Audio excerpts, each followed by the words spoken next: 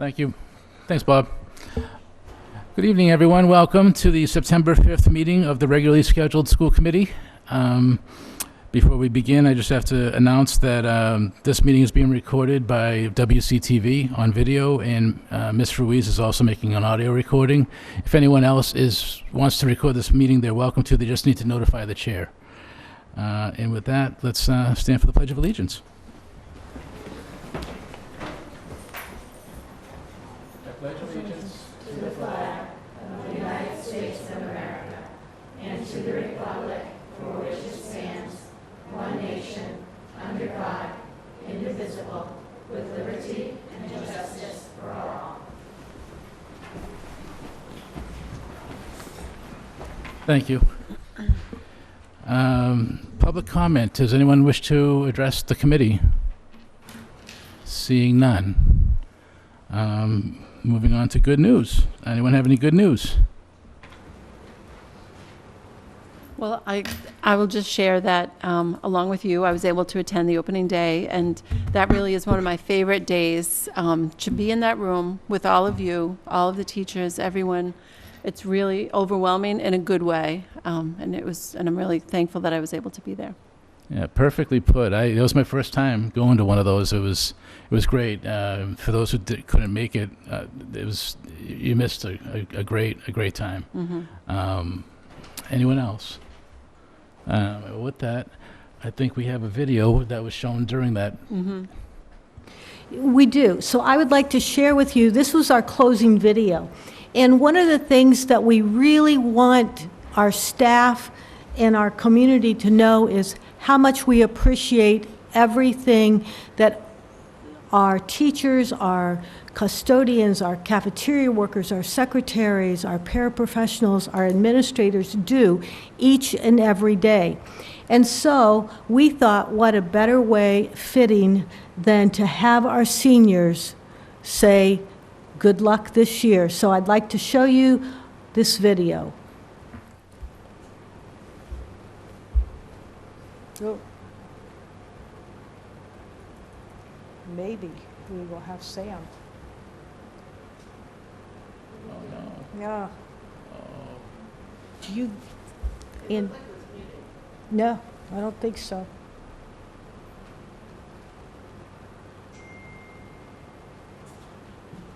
I've got full here.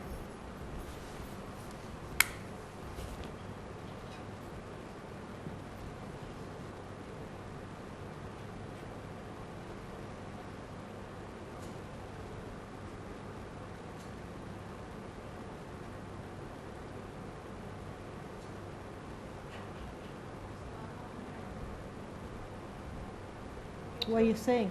Said he had to go get some cable. Cable?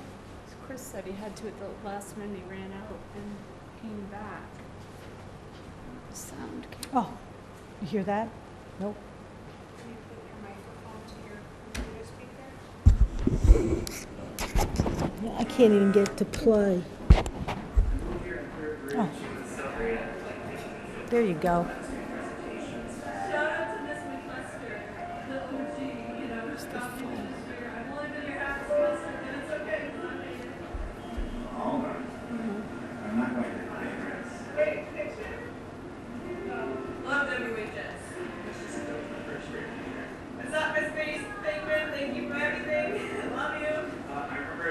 First year teaching first grade, and that she came in and said that it was the first time for all of us. I've been here for as long as you remember, and I remember all of you guys. Robert, Fiona, Johnston, all of you guys. And I thought that was really cool that she related to us, and how it was her first day too, on our first day as we were all kind of nervous. I like awareness of family versus other times. Even though it's a smaller school, like, I think everyone was. It's true. I think teachers are more like friends than they are teachers. I wanted to thank all my teachers, especially Ms. Peabody, who's been my advisor for all these years. I think she's helped me a lot, gave me a lot of great advice. I remember back in elementary school, is field day. Back in middle school, back in my 7th grade, I remember going to nature's classroom. It was so much fun. And I just want to say, I thank all the teachers especially Miss Coleman, who was my in elementary school. She was amazing. Thank you to teachers for giving relationships with everybody. I feel like every teacher I ever really had in school, like I had a bond with, like I could always talk to them if I needed anything. I want to say thanks to all the teachers at this school who were the advisors for clubs. I was involved in a lot of clubs for our high school, and it's really something that made my high school experience. Thank you to all my teachers at Wareham High School. Appreciate it. You guys helped me a lot. You know, it's a really amazing thing that helps a lot of students. We're there for you first, and you can just go to that for everything. Thank you to all the teachers in Wareham High School, and they helped me with my anxiety and my schoolwork. Shout out to Miss Rem. She's the one who made me want to become a teacher. Thank you, Mr. Davis, for the amazing year that taught me sports and everything. It was awesome. Shout out to Daryl, because I want to be a doctor. Thank you for helping me grow and teaching me things and all everything. Thank you to all the teachers and all the kids that I met in high school. It was probably the highlight of my life, and I'm really miss it. And shout out to Mr. Dyer for being like the most supportive teacher in this school for me. Thank you for making the lessons as easy as possible and breaking them down so I understand. I remember Miss Ryan in fifth grade. Showed me that school can be really fun. Thank you, I appreciate it. Thank you for everything. Thank you. Thank you. Thank you. Thank you. Love you. Thank you. Thank you, man, because the only reason I'm here. And thank you to all the teachers for always sticking with us and helping us through everything. Thank you to all my teachers. Thank you, the teachers. Thank you all. All my teachers, I love you all. For the big help and really help us in the future of our lives and start our next big adventure. Thank you to my teachers, they're the best. Thank you, every single teacher that I've had. Thank you. Thank you all so much. Thank you. Thank you.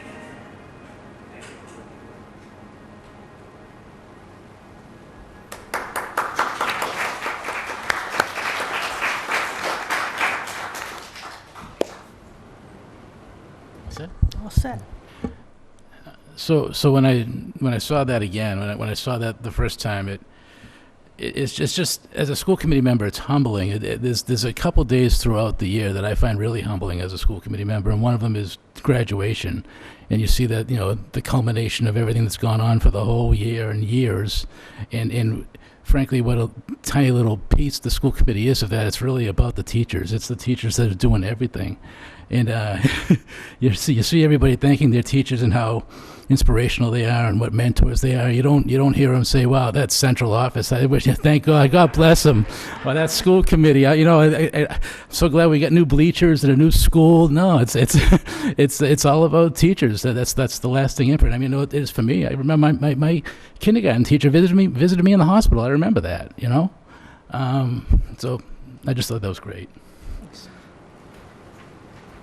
All right. So any more good news? Okay. Report of the student representative. Hello, everyone. All right, there's actually a lot of news today. So by far my favorite is the Honor Society and the Student Council are teaming up with clubs like Key Club and Drama and many more clubs at the high school. It's called Haunted Hallways, and it's a really big opportunity for kids of the community to have a safe place to go door to door, quite literally, and to go trick-or-treating. Light refreshments will be provided, as well as craft tables and a haunted house. That'll be interesting to set up. This is hoped to be an annual event. Also, something that's up in the air is the painting of school bathrooms by student volunteers. It'll be the stalls, and hopefully that'll include like motivational messages, and just it'll be a lot better than some of the vandalism that is quite prominent in many schools, not just ours, so that'll be good. And also, the late bus starts at the end of September, Thursdays at 4, and hopefully that'll be utilized quite frequently for people who would need that. Any questions? I don't have any questions, but I just want to say that the haunted hallways sounds really great. We've had different forms of haunted houses in the past, and if, that would be great to be able to do that. And yeah, that was like the best ever student rep report. Thanks. Yeah. I love that the clubs are working together. Yeah, it's like super awesome. It's going to be so like much super more. unified to the whole school. It's going to be brilliant. It's great. Ms. Rossi? Is there a date for that yet? I think that is still up in the air. It's obviously going to be near Halloween, but yeah. All set? Okay. We're on to the minutes of the meeting, August 22nd, 2019. Hold on, do we have a motion to approve? So moved. A second? Second. Okay, discussion? Ms. Rossi? So, we had technical issues last week, and I did not have a adequate printout at the time of the budget, when it was approved, and I would just like it noted that if it were possible, again, I'm still wondering about procedural things, how that works. If I was, before the minutes are approved, if I'm able to change my vote, or if I can just make note that if that were possible, I would have abstained, whereas I wasn't able to thoroughly review the budget before approving it.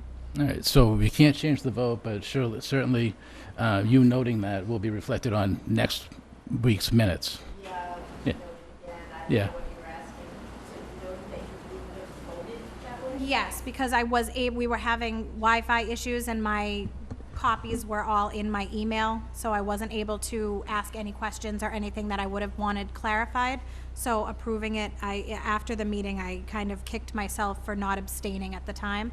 So I just wanted that noted. But at this time, if you want to note anything specifically that you would have objected to. It would take. Okay, all right. Thank you. Sure. All right, so with that, we have a motion and a second to approve the minutes. All those in favor, please say aye. Aye. All those opposed? Any abstentions? Passes 3-0-0. And my apologies, I should have mentioned that Mrs. Morgan and Mrs. Spear won't be joining us tonight. They both don't feel well, and they would have obviously come if they could. But I expect to see them at next meeting. So we're going to move an agenda item, the back-to-school overview, students and principals. We're going to move that up to above the senior privileges, just because it's early. It'll be much later if we let it go that long. So you're welcome to come up.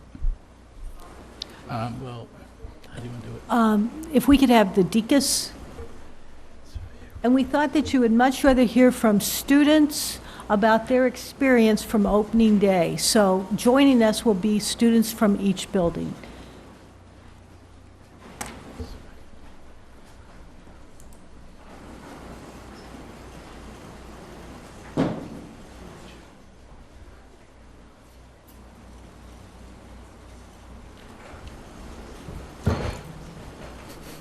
We push this button, okay? Good evening, school committee. Good evening and welcome. Thank you so much. We are excited to tell us about our first few days at John W. Deacon School. We're going to start with a short video. So we just have a couple of pictures of our first day of school, beginning there. First, who do we have here at the table? Oh, this is Mariana. She'll address you in just one moment. We just have a couple of videos to show first. Okay, and I do believe, Dr. Shaverhood, that will, if you click on it, it will play a video. And if not, I'll just tell you a little bit about what he says. Yeah, it won't let me.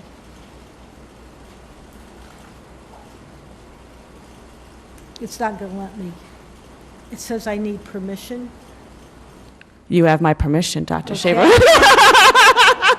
It's signed in as you. Yeah. Oh, that's because I had to download another video earlier. Sign in as you log me out. I'll just tell you who this gentleman Okay. is. This here is Joshua. He's a grade 2 student in Mr. Roach's class. That's Mr. Roach's bulletin board in the background, talking about being honest and being you. We're really talking about being happy and being who we are and celebrating our character. And Josh was there telling you a little bit about how excited he is to be with his friends again and to have his family around. His dad drops him off and picks him up every day and is a nice volunteer at our school, so we appreciate all of the Wallace family does for us. And that's Josh. Next here we have a girl named Emily, and she just spoke all about her peers as well, that she had a lot of friends in preschool back in her class again, and spoke about how much she loves Deacon School. And without further ado, we have live for you today a second grader by the name of, well, I'll let her introduce herself. Go ahead. Yep, say your name. Yep, just say your name. Say, hi, my name is. So tell the school committee what your name is. Go ahead. Yep, just sit. Go for it. We've practiced a lot. So this is a Mariana. Yep, just go for it. Good evening. My name is Mariana Martins. I am a second grade student in Miss Matthews' class. The first couple of days, we learned who was in our class. I take the bus to school every day. We played a game called Dragon to learn more about each other. We drew ourselves on calling sticks.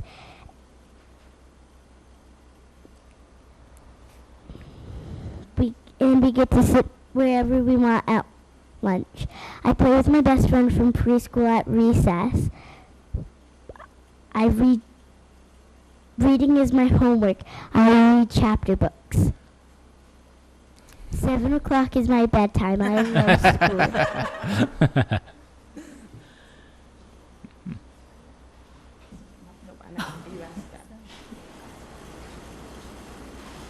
Do you have any questions for me? Well, welcome. Thank you very much for sharing. Does anyone have questions? Ms. Rossi. Hello there. Thank you for coming, and you must be excited to be up past your bedtime right now. But Yes. what is your favorite subject at school? Math. You like math? That's wonderful. Math was never my favorite, so I like to hear when young ladies like math. You did a great job presenting tonight. You should be very proud of yourself. Thank you. You're welcome. Ms. Roberge. Hi. What do you want to be when you grow up? A vet. That's awesome. Awesome. All right. Ms. Bakayaki. I don't actually have any questions. I just want to say thank you. You did a really great job, and I'm really happy that you came to tell us about your class and your start of school. Thank you. Dr. Shaverhood. What was the thing that surprised you the very most about being in school?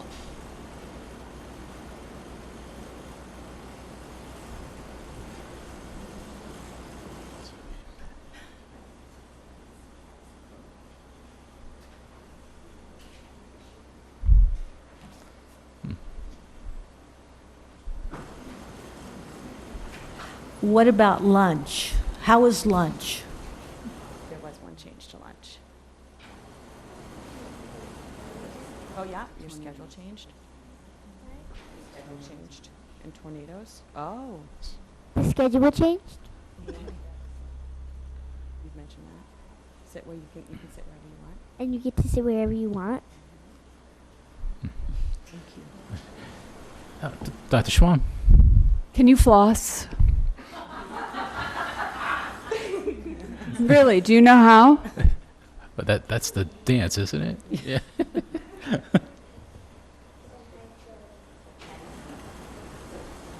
Yes, I can. Oh, I love that you can.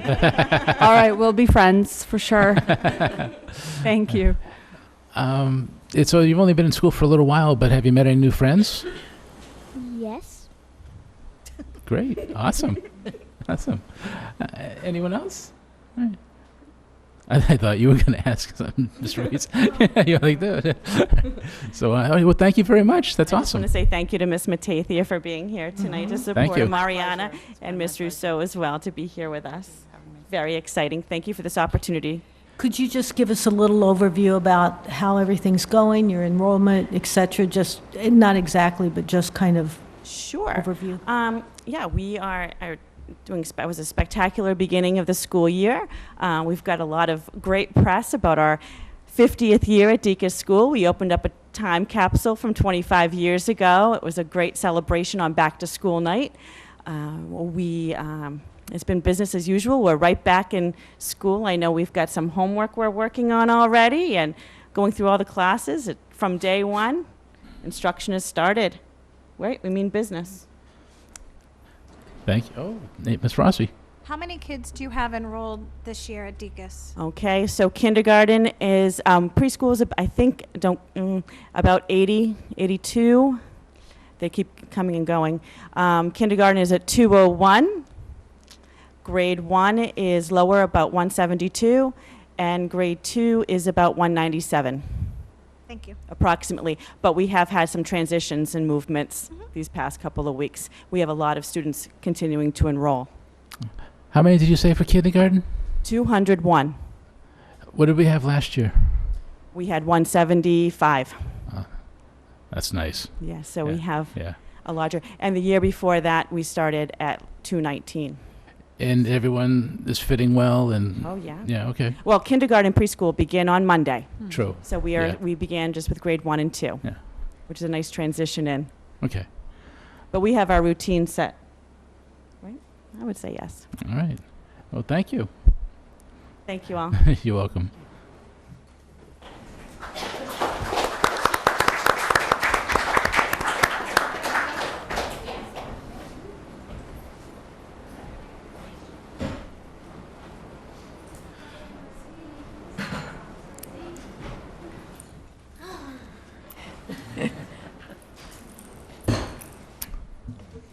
So pull the microphone close to you and adjust it. Good evening, everybody. Welcome. So I have some students here in grades 3 and 4 from Minot Forest. So why don't you introduce yourself and tell us your name? We'll start over here with. Hi, I'm Lily, and I'm 8 years old, and I'm in 3rd grade. Hello, my name is Liam Phillips, and I am in 4th grade. Welcome. Hi, I'm Chloe, and I am in 3rd grade. Welcome. All right. So what can you tell us about being back to school? Like some of your favorite things, your... Maybe you want to go first? I think school. At first everybody's scared of school, but I like me. But went there and I decided I would try to like it, and it actually worked. So, yeah, you should try to like it. And I think Minot's cool because, you know, you can hang out with your friends, and you, like, it's not like, you, can break all the rules or nothing, but you have, like, a little freedom to do stuff, like, in 3rd grade, I made, my friends and I, the Pat Super Bowl was coming up, and we decided, hey, why don't we make a song? So we made a song. I still have it on my Google Documents page, and then we also did one for the Stanley Cup. And well, my teachers are really nice. My teachers are really nice. And Wareham's a good community, and I don't see a difference in the schools. Awesome. You want to go next, Lily? I was very scared on the first day, but when I saw everyone I knew, I was very shocked. Then I was like, this actually might be a very good day today. Mm-hmm. And then I actually am used to it. That's awesome. Very good, too. Great. On the first day of school, I was kind of nervous, and then, I saw some of my friends. And then on the second day of school, I was, happy and excited, but a little shy. And I made some new friends. I made one new friend in my class, and I pretty much knew all the people that was in my 3rd grade class because some people are in my 2nd grade class. They've had a very, very busy day because not only did they have school today, but we just had open house. So they were at open house with their families, and then they came here. So I appreciate them being here. Would you have any questions for them? Oh, we appreciate them being here, too. Anyone have any questions? Ms. Rossi? So I'm going to ask you the same question that I asked the previous young lady, and we'll start from the lovely with the JoJo bow and work our way over. What is your favorite subject at school? It's math and reading. Math and reading. So it's a tie. And you, young man? Well, I think it's math, which I'm very good at. I used to correct my teacher in 3rd grade. You did? That's impressive. That's awesome. I like science and math. A lot of math lovers in these schools. Great to hear. Good. I hope you guys And have music. a great year. Good job. Ms. Bakayaki? So I don't have a question, but I just want to say thank you for coming, and I'm so glad that you got over being shy and you were able to come tonight, because we love to hear from all of you. Thank you. You're welcome. So I have a question. So who do you think the Patriots are going to play in the Super Bowl this year? That's a good question. Right? Because we don't even call it the Super Bowl anymore. It's the New England Patriots Invitational, right? Yeah. What do we? Probably the team that I think they would be facing, probably not, because the other team that I think they'd be facing would be in the AL, the Chiefs, but... What do we have tomorrow at Minot Forest? Oh yeah, Patriots Pride Day. Patriots Pride Day. It's opening That's weekend. awesome. So Opening and weekend, you have to Great, wear sure. Pat's Mine it steel, red, white, and really blue. gets into Oh, their, we do. We love their our sports special days. events. Yes. Just such a great job. Anyone else?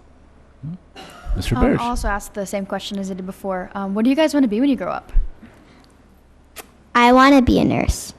Awesome. I probably want to be a famous baseball player. I want to be a dress designer. I love dresses. That's great. That's What awesome. about bows to go with it? That too? Yeah. Ooh. Go ahead. Maybe you would like to come back in January or February and tell us about how the year's been going? Would that be something you'd like to do? Yeah. Okay. Yeah. All right, good. All right. Oh, Ms. Rossi. My question's for Ms. Siemens, again, the same question. Do you have the current enrollment of the third and the fourth grade? We are close to 330 students, and every day a new student arrives. Is that between both grades? Yes. Do you have a breakdown of each, or? Not off. We can get it for you. Yeah, it's about 160, I think, for the third grade, and a little bit more for the fourth. But I would say I have about 23 new students at Minot this year, brand new students who've moved in or school choice. So it's great. Thank you. All right, you did a great job. Thank you. Thank you very much.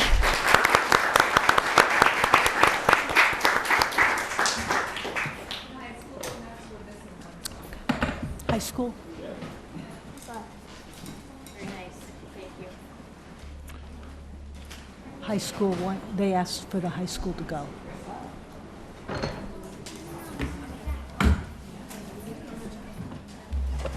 So, the three students here probably don't need any introduction, but we'll do that for the audience that's hopefully watching. Jasmine Black is our senior class president, student advisory council member, athlete, great student. Laura Clements is grade 9. We're going to actually run out of math classes for her to take at the high school. Was a dual enrollment student. Unbelievable actress, very involved in clubs and activities at the high school. And of course, you know, Indiana Troop, who is involved in everything, despite my warnings to tone it down. Obviously a dual enrollment student as well, and just a great ambassador for Wareham High School. So you've got 3 of Wareham High School's finest, and thank you for taking time away from your studies to be here. And I'm turning it over to them because they're all-stars. They can handle this. So I'll turn it over to Jasmine. She's the senior statesperson here. Welcome. Thank you. I guess the newest thing this year is I'm doing dual enrollment at Bridgewater State. So I have had my first 2 classes these last 2 days. It has been an experience. I feel like a freshman all over again because I didn't know where to go, and I had to ask for help. But I'm just grateful for this opportunity because the cost is very different from what it's going to be when I actually go to college next year. The classes I'm taking is U.S. History and Anthropology of Race, Gender, and Class. I'm not sure what I'm going to take in second semester. And one new thing at the school is foreign exchange students. I've made friends with a girl from Italy. Her name is Margarita, and she's very sweet. She is only staying for half of the year, but I think it's also another great opportunity that we do let other students come to our school because they get to experience something new, and we also get to learn about them and become friends with them. So, my freshman year was very different than I feel like other people's freshman years because we got started as an 8th grade class. So our freshman year was kind of like last year since it was our first year. in the high school. And I feel and a good thing about being in Wareham is that I feel like there's like a welcoming like vibe. It's kind of a small school. So I feel like everyone knows each other and everyone knows like other people. So even if you aren't great friends with someone, you can still invite people to like sit at your lunch table. I sat with one of my very close friends in 8th grade, and then someone that I met last year when he shadowed me, because he wanted to be part of the 8th grade dual enrollment program. So I sat with him at lunch, and I just felt kind of like cool because I'm like the big kid now, except I'm only a freshman. So it just felt nice that I could like help make sure younger kids were like included, because I know I had that support system last year with a lot of my friends. My back to school has been amazing. Just like Laura, I'm in the dual enrollment program, so this year I'm taking all sophomore classes, all honors classes, and I'm having a great time. Some of the highlights, I'm taking Culinary Arts 1 for the first semester, which is an amazing class, and it's an amazing program we have there too.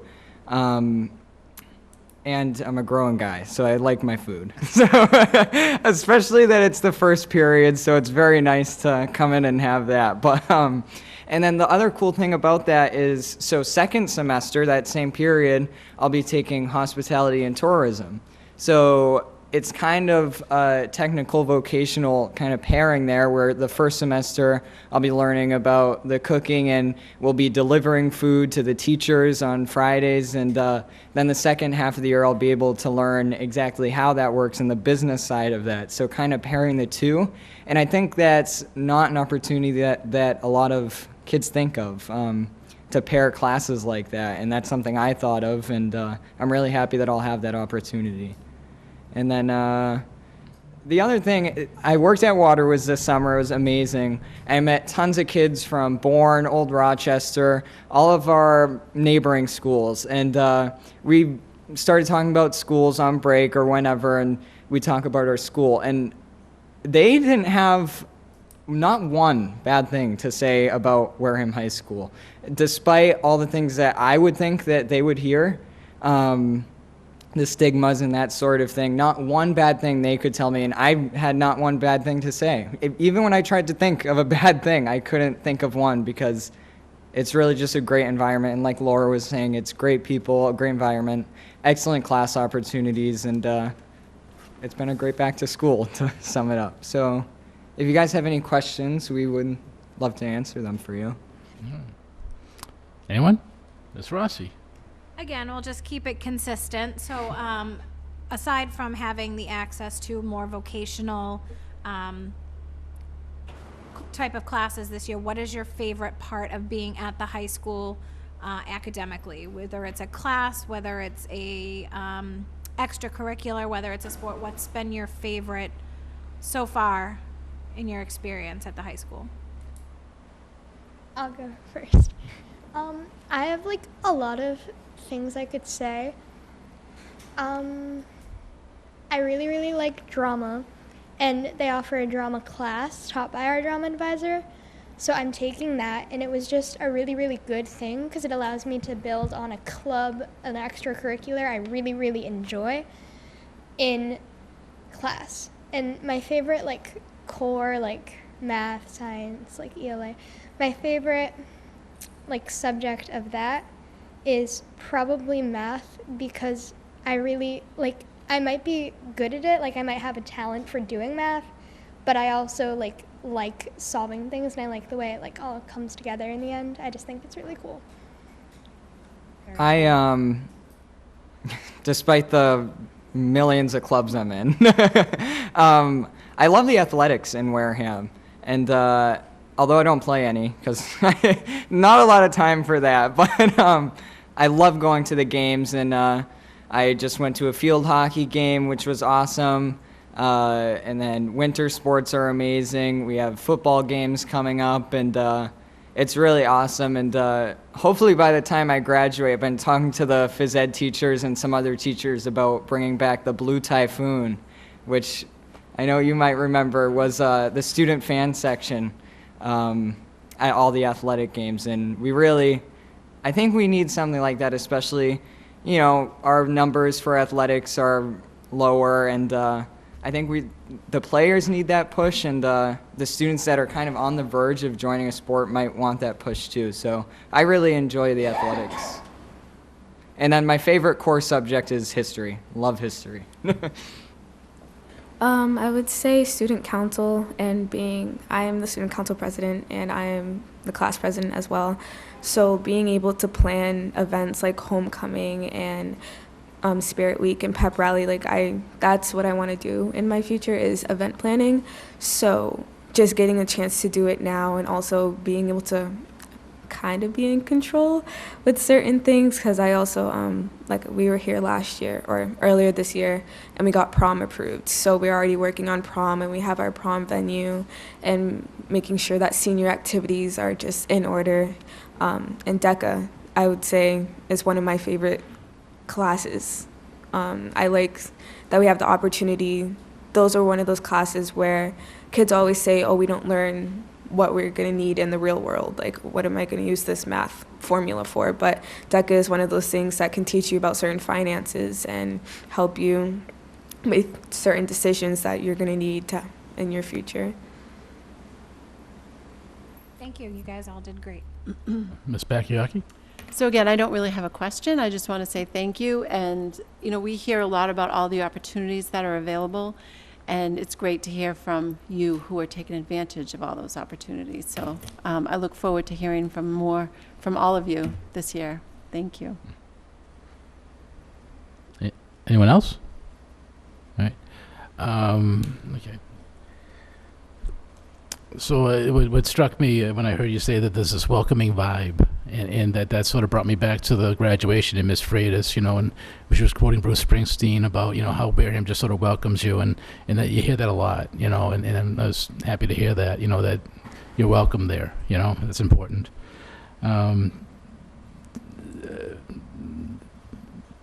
Anthropology of race culture. I didn't hear about that one at Bridgewater.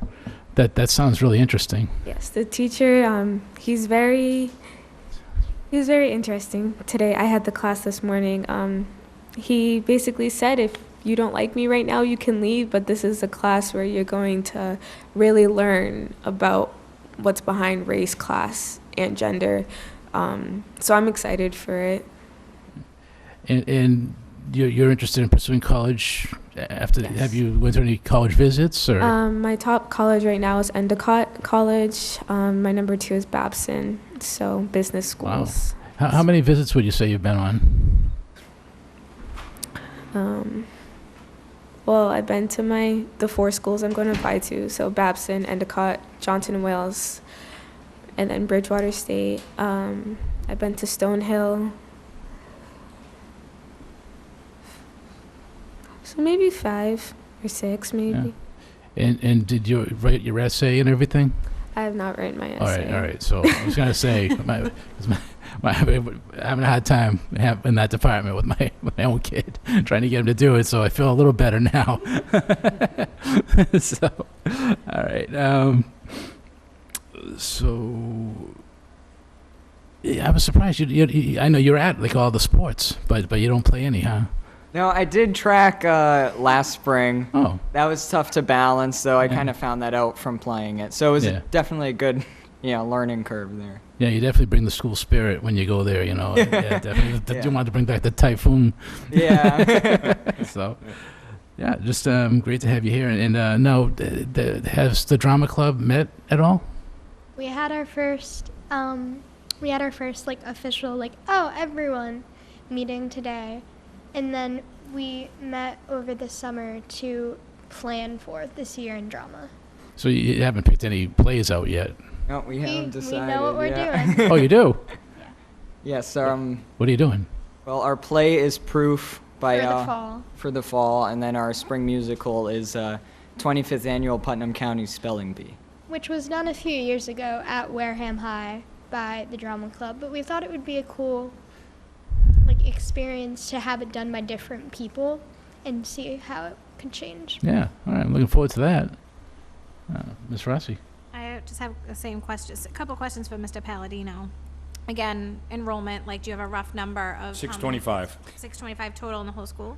for the whole school. And my other question is, do you feel like having the 8th grade, now that this is the second year, do you feel like we lost less kids as freshmen having the 8th grade there to other high schools? Do you think more kids were choosing to stay in Wareham after spending the year in the high school? I think that's fair to say for schools that are school choice. I think when we look at the numbers, when all is said and done for Upper Cape, they have a quota that they're looking to fill, and they have a certain number that they want from Wareham. What we did see was that students that last year and in years past they would never look at based on GPA, attendance, discipline, MCAS scores, etc. Those kids wouldn't even be looked at. They're now being accepted. So I think when the dust settles, October 1, we'll see a similar number going to Upper Cape. But I would argue that the right kids are getting into Upper Cape, that should be getting into Upper Cape, that want to learn a trade and need to learn a trade, and in the past were denied access to that opportunity. So I'm really excited about that. So you feel more that the acceptance practices at Upper Cape have shifted, changing your kids, but that doesn't really answer. Do you think more kids are staying in Wareham as opposed, not including Upper Cape, whereas that is our regional, but Definitely. that you didn't lose them to school choice or private? Do you feel like more students Right. or charter stayed in Wareham Definitely. after That is- having spent the year in 8th grade? Right, that's a fair statement to make, absolutely. It's, and we've seen it. And what we've also seen, which is kind of unique now, is we've seen more students enroll in, not just in 8th grade, but in coming in 9th, 10th, 11th grade to come into Wareham High School, either via school choice. Some kids that have left have come back. We've had over 35 new students enrolling over the summer. So that's really exciting. And we've had students come back, enroll just because they heard great things about the IB program. That was really great to hear, advanced placement. We had one student come in school choice because he wants to be involved in the Bridgewater State program, and he heard good things about that. So it's exciting to see kids coming in, advanced kids that want to take these programs, and also exciting to have some kids come back. We had 2 kids from Bishop Stain come back, 2 kids from Old Rochester. So that's pretty exciting to see. Great, thank you. So it's interesting, those kids that come back, the seniors, they're going to get a Wareham diploma. Correct. Right. So, that's awesome. I mean, so they end up going to these schools thinking that the grass is greener. They come back, They figured it out. and they're going to get a Wareham diploma, Right. no matter how many years they've been there. As long as they meet our requirements. Yeah, sure, right. Awesome. Did you have something? Yes, the Bridgewater, if you could just share that enrollment.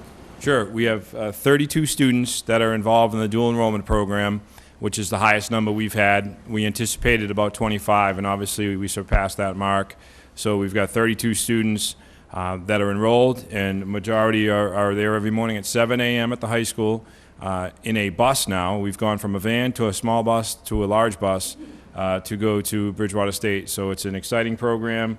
It's a great group of kids. Obviously, Jasmine mentioned her classes, and first few days, everything has gone really well for the students. We had a couple classes that were canceled, and they had to readjust, but everyone rebounded very nicely and got into the next class of their choosing. Anyone else? Oh, Mr. Bridge. What do you guys think is like the biggest benefit of not stopping from 7:35 to 2:10, but going after that? Not just doing the school day, but more. Well, I know I go well past too. So it definitely, it's an opportunity to, we have amazing electives. And I feel like that kind of gets you started on these amazing either after school extracurricular programs. But then when you are in all these, or if you're like me and you're in all these clubs, and I mean, Laura, Jasmine, we're all heavily involved, and we're at the school a lot after school, and it's a chance to do what we want and what we're passionate about, and I think that's a really huge benefit to that. With me, I guess I wake up at 5:45, and then I'm at school by 7. I go to school, I stay after for DECA or student council. And then once I'm done after school, I go to work at the Boys and Girls Club, and I'm there from 3:30 to 6. So my day is very long, but I think it helps keep me productive and not be, I guess I would say, lazy. But I feel like it's helping me a little bit with like what's gonna come after high school. Just knowing that your day is not just finalized to one thing, and you get to decide what you want to do with your life. One of like the benefits for me is meeting people that you wouldn't necessarily like meet. I think a lot of people do. I feel like people from different like backgrounds. I think a lot of people from different backgrounds can all like do one club, or they all do like track. And it's just a really good thing to like interact with these people that you probably wouldn't like know otherwise. And I think that's a good benefit because it's good to know who's in your school community and just have them. And I think those clubs, like Mr. Rossi said, those clubs are a huge part of keeping people here. And me and Laura, both in the top 10 of our class, we had tons of options for high schools, and I know a bunch of people in the higher up, and we had tons of choices to go to, and we ultimately stuck with Wareham because we love it here and we love the environment. And so this is 2 examples of staying here where we may have not have. I think the clubs are a really good thing for keeping people there, especially starting in 8th grade. People will be like, oh my God, like I just love, like I want to keep doing this. Like I really like the people, and I really like the teachers at Wareham. So I think that's also like a plus. It's not like I'm going to school and then I'm taking a class and I'm just like, ugh. I like the teachers. Dual enrollment is a huge thing too. I did it when I was in 8th grade, and this is when we were going back and forth with the middle schools. So I got to see the high school before everybody else in my class did, and that definitely did help keep me here because I was thinking about leaving. I'm really glad that I didn't, because... Ms. Rossi? So now you 3 are exceptionally involved. You're all dual enrollment students. Do you feel, for those students that aren't as involved or aren't necessarily dual enrollment students, where do you see the balance? As students, how do you see where they fit into the culture, or what do you think as a student could be done to help them feel more involved or get more involved in, say, extracurriculars if they're not, or into sports if they're not, as students that are so encompassed in all aspects of both the academic and the social of the high school? Well, if I go based just off of athletics, last year was a big year for our basketball team, and it was to the point where our gym was packed and seats were being sold out because so many people wanted to go. And I also just think that people knowing that, like, oh, there's a big game tonight, we're playing our rivals, everybody just come. And there's also an incident with one of my classmates that happened on the hockey team. So I feel just people posting about it on social media, I see that a lot, being go to the game tonight, make sure you wear blue, be loud. There's going to be a lot of people just showing that our teams have support. So I think just us students as a whole, like encouraging each other is definitely the biggest thing. When it comes to clubs, we have, I think, over 20 clubs, and it's also, we're very, very open to starting your own club. So I feel like if that's more well known, if you don't think that you fit in a certain area, if you have a certain idea that you would like to bring up, and make sure you have people to back you up on it, I think that'll get people more involved.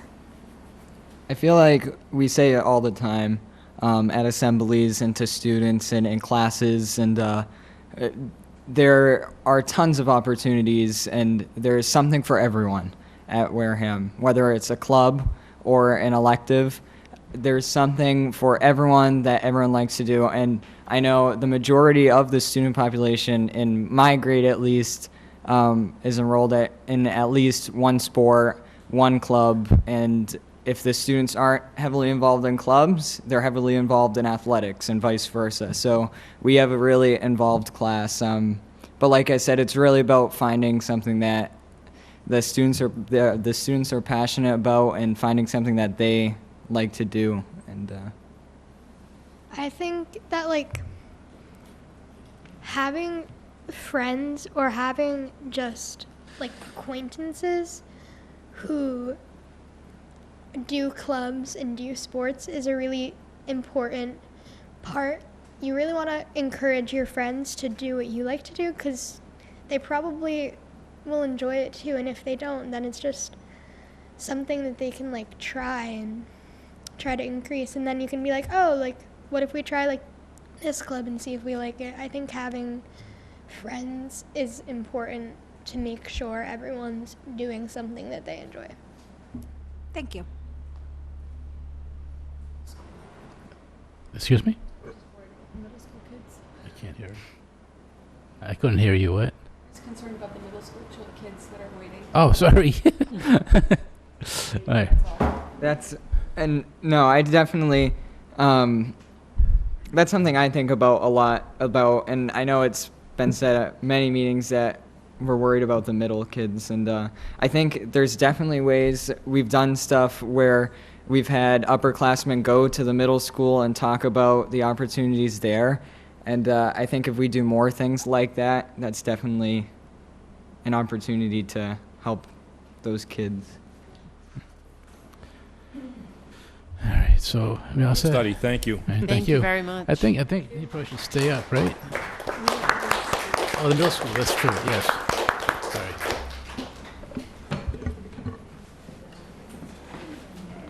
April, I emailed you my numbers. I saw that, thank you. Yes. It's a small show, that's why I was logged in. It's on there, it's, Welcome. Evening. Titled on the desk. Are we ready, or do we want to just? She's just pulling up the slideshow. Okay, great. We just have some pictures to show, but we have 2 students in 7th grade to present to you tonight.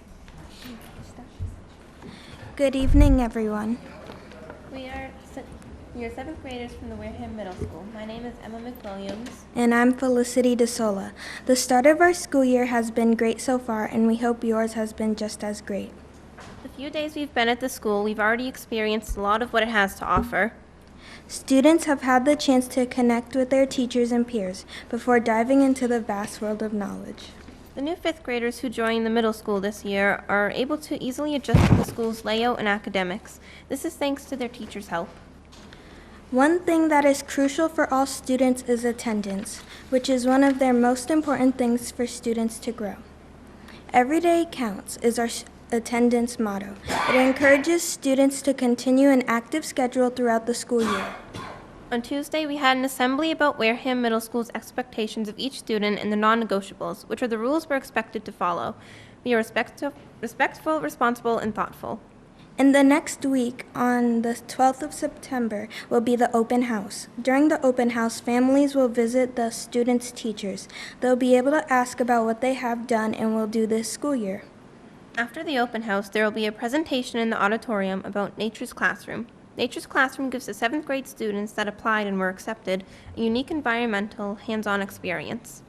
This is a 5-day trip where students travel to Hilltop Charlton and spend the nights in shared dorms, which aren't co-ed. This presentation will include all important information and all the things you need to know about Nature's Classroom. Wareham Middle School also has after-school clubs that will start between September 18th and 25th. The clubs WMS offers are Art Club, Chorus, Drama Club, Global Education Team, Honor Society, Intramurals, JROTC Adventure Club, Safe Schools Alliance, Science Club, Student Council, and Yearbook Club. Each club has an educational or recreational purpose and function to students. They all offer something different that accommodates every student's needs. As you can see, with our school year beginning so smoothly, we will have a great year full of both academic and social growth.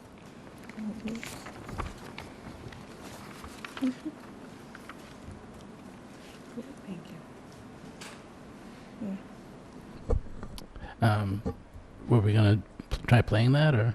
No, I was just flipping through. Yeah, it as was they just were pictures reading. that went along with it. That was Okay. my job. All right. All right. Well, welcome. Thank you for that. Does anyone have any questions? Ms. Rossi? Same questions, and Nat, actually, too. So first, I'd like to thank you guys for coming tonight. No problem. I just wanted to say thank you guys for coming. Sorry, my mic was off. I sneezed, so I shut it off and then forgot to turn it back on. I apologize. So thank you girls for coming. You guys did a great job. So 2 questions. One, I'd like to know what your favorite part of being at the middle school is. And my second question is, how does it feel to now be the big fish in the pond now that you guys no longer have the 8th grade housed in the same school? Well, for being the big fish, it's kind of like having the younger kids looking up to you and stuff, so you have to be a better role model for them, and like you can't be as childish anymore as you wanted to and do the other stuff, I guess. Yeah. And I agree with Felicity. Being the older kids now, it definitely gives you a bigger sense of responsibility. And of course, there has always been one, but you especially feel now that you need to really be a good role model and really do your best so that the younger kids can see how you act and try and follow along. And for probably one of my favorite parts of the school is being part of the middle school is just being able to be in such the classes with such like supportive teachers that encourage you so much. Like for instance, I had just joined band this year and I had trouble figuring out how to play my instrument and I was feeling really discouraged, but my band teacher, Mrs. Francesi, she was very kind and she made sure that I got help from a peer and they made sure that I got caught up to where we are now. So it's really nice to have such encouraging friends and teachers in the school. Yeah, I would agree with Emma that my favorite part about being in this school is the friends and teachers because they really help you and they want to basically, okay, let me restart. They want to help you and they do everything in their power to help you and you don't ever feel discouraged when you're with them. I can't finish this, but Good job. Thank you. No problem. Ms. Bakayaki? Yes, so I just want to say thank you. I'm so impressed by your answer about being role models for the other students.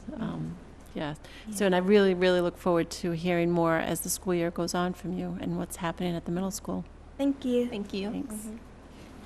Anyone over here? Ms. Roberge? Yeah, so I had a blast at Nature's Classroom, and I was wondering, what's the thing you're most looking forward to for Nature's Classroom? Well, I would just say the experience as a whole I'm kind of excited for. If I do get to do it, I would say just like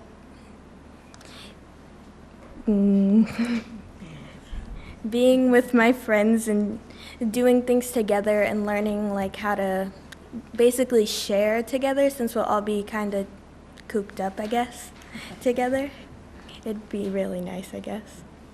And I again agree with Felicity. I'm excited for being able to be given the opportunity to be with your friends, and I don't know exactly everything about it, so I don't know if when we work on projects, say we're still with our friends, but at least having the freedom to suggest people to be within your dorm and be able to possibly work with them to do such what I'm assuming will be very exciting activities just seems like such a good opportunity. Ms. Rossi? This is again from Ms. Cote.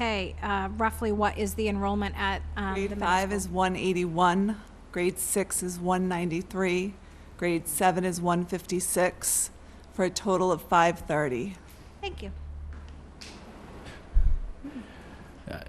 No, I just want to echo what Ms. Bakayaki said. You guys just always impress me when the students come up here and they're so composed and such public speakers. I'm I couldn't do it at that age. I doubt I can. And honestly, I asked the girls yesterday to come up with something. They worked together. They had it done in about 30 minutes, and they refined it today. So Hey, you're pros. pretty amazing. Now, Ms. Cote, I noticed you nodding your head when there was a discussion about Upper Cape, and it seems like the right people are getting up there now. You seem to like really be in agreement about that. I think I've seen a shift, especially this year. That's great. Yeah. Anyone else? Well, thank you very much. Thank you. Thank you.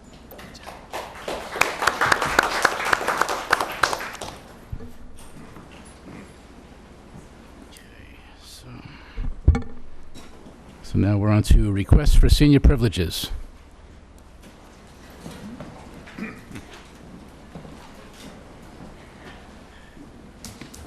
I'll bring back Jasmine Black, as we mentioned. She is... Oh, Jocelyn's here too. Jocelyn Hendricks, another all-star, literally and figuratively, both in softball and academically. That's great. So some great ambassadors from the senior class here. Yep. And they're here to talk about senior privileges, so I am turning it over to them. Okay, so as I said before, I'm the senior class president and Jocelyn is the vice president. So I guess this is kind of really big for us. I'm not sure if all of you know, if not, it's a reminder, but this is an opportunity that is earned. It's not just given to everybody. It's not available just to any senior. And for most of us, for the last 4 years, we've kind of been really looking up to this moment, being able to have one last class. But there are certain requirements is you have to meet the 95% attendance expectation. You need to maintain a clean discipline record, including parking privileges. You also need to maintain an overall 80% or above GPA, and you may not have any Ds or Fs in current classes. You also have to be debt-free, and of course, a parent or guardian approval.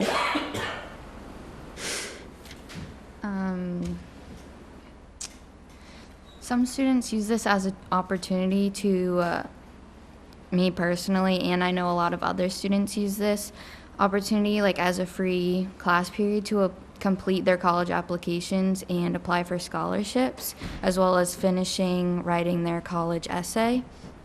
Students can also use this opportunity as a study session. I know a lot of students, especially seniors, that's what it's for.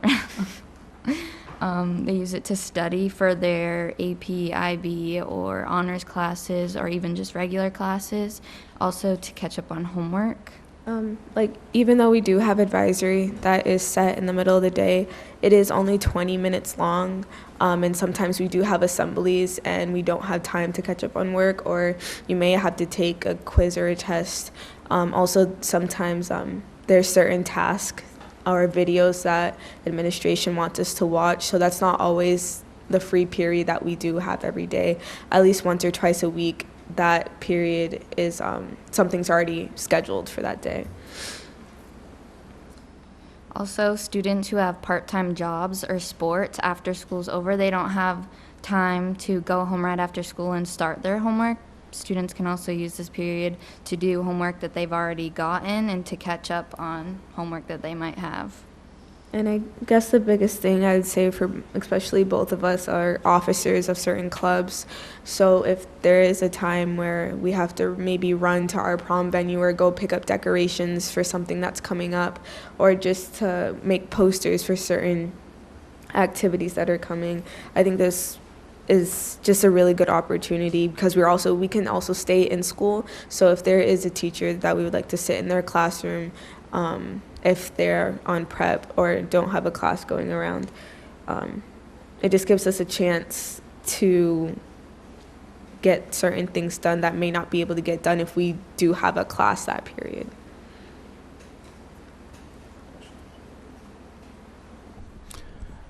Any questions? I do. Ms. actually. Bakayaki, go ahead. So thank you for coming tonight to explain that to us. Do I have the reputation as being the one that's anti-senior privileges? I guess I do. Not with everyone. No.